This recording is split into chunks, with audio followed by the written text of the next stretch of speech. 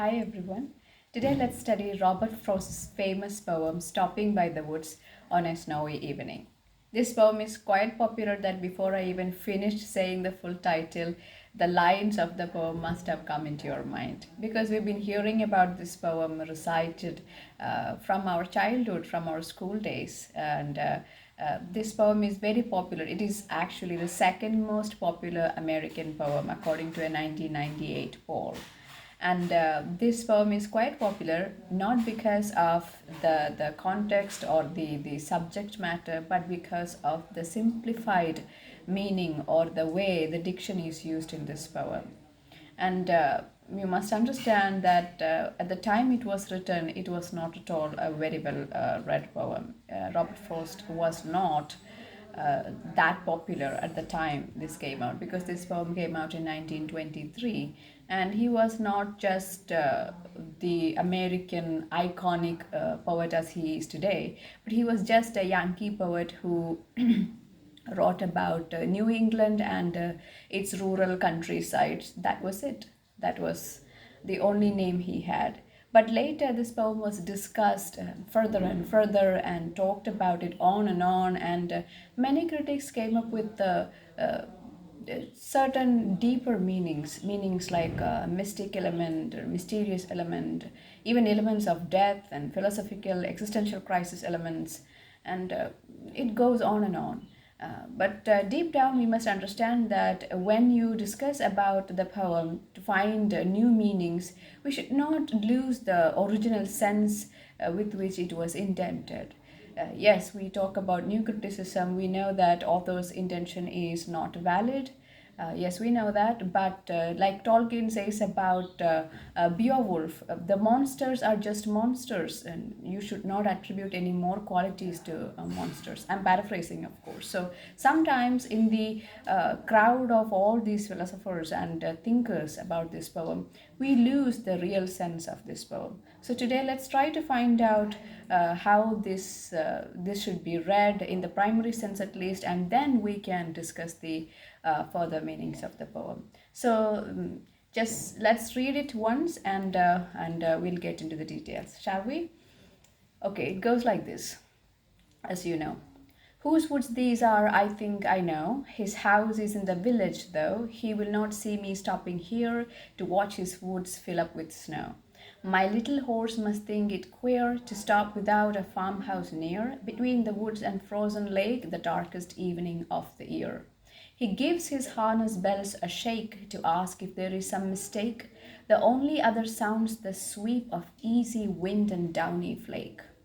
The woods are lovely, dark and deep, but I have promises to keep, and miles to go before I sleep, and miles to go before I sleep. The last answer is so popular that John F. Kennedy in the 1950s, when he was campaigning for the to become the president of United States, he used to sing these last two lines in his every campaign, and he used to conclude his campaigns with these two lines because these two lines they indicate a lot of hope, and it is motivational today when you read the WhatsApp status of young students and Instagram bios. You can actually see these lines, miles to go before I sleep, because it indicates that you must go on, you must move on, you must break this comfort zone and just go and take that uncomfortable extra mile to achieve your goals, and it goes on actually.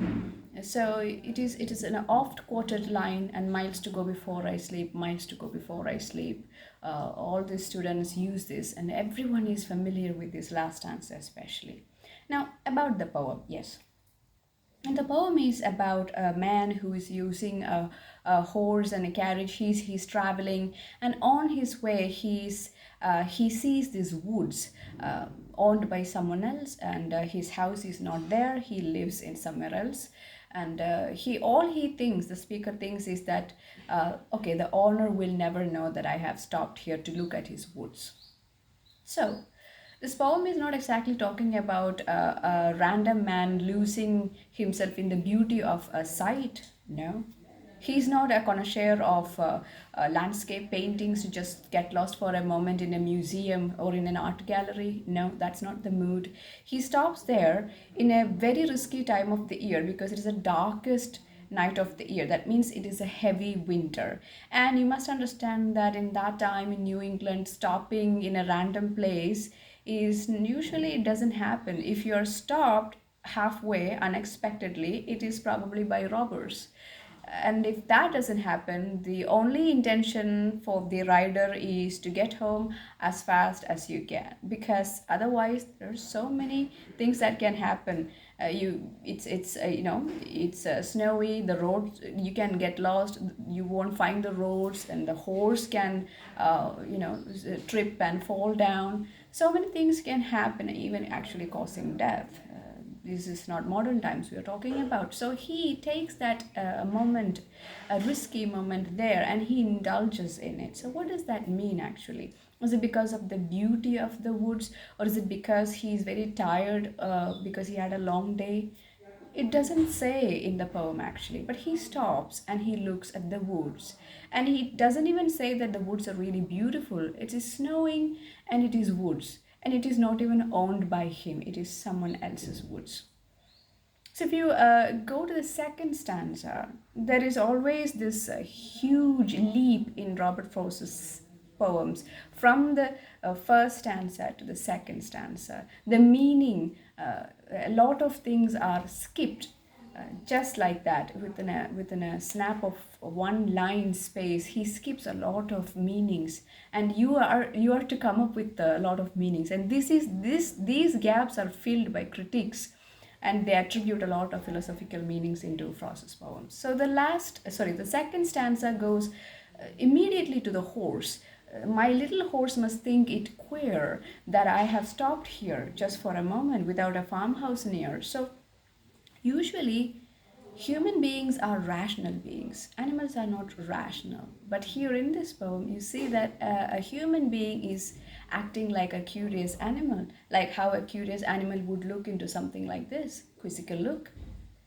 He's not even thinking anything, he's just looking at the woods. But the horse is worried, and the horse is suddenly rational. The horse is reminding the master that it's not our place, we have to go, come on.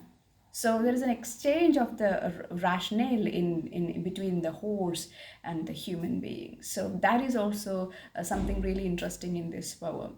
And they say that if you just go to the eco-critical side of the poem, it also indicates what is our relationship between the nature and us. Because unlike animals, even though we are part of the nature, unlike animals, we are able to detach ourselves for a moment and reflect on nature, and to try to understand the whole existence of nature. Animals don't do that because they don't even feel like they are part of the nature. They just live and they just die. But we stop for a moment and indulge in it.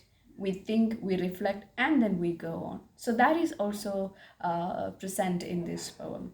Then it goes, he gives his harness bells a shake to ask if there is some mistake. The only other sounds the sweep of easy wind and downy flake. So the bell of the horse is an artificial sound. It's not a nature-made sound. So it is also the sound of reason here. And again, going to the last stanza, the woods are lovely, dark and deep. Yes, it is when it is awakened by the rational, the sound of the bell. He's thinking, yes, this is beautiful. The woods are actually lovely, dark, deep, beautiful, but I have to go. So the moment he realizes the beauty and the intoxicating effect of this sight, he realizes, yes, I have to go. I have to go back to the reality. So the human being just becomes the human being finally, and the horse becomes a curious animal, and again the horse carries the human being. So that is how the poem ends. Many people come up with a lot of meanings here, I told you, and also the language here is very colloquial, very I don't know, idiomatic language, they say. But interesting thing that you should know about this poem is that in 1998, Robert Frost himself said that people overread this poem. People overread and bring a lot of meanings, but you have to take this poem between your eyes as it is. So that is something very important that you should remember about this poem. That in the mass of these readings of this poem, you should never lose the real sense of the poem. An ordinary man, a countryman who just rides, and on his way to home, he stops for a moment and he enjoys this sight. Then he goes again, going home. So that's it today. That's it for today, and thank you for your time. And bye bye.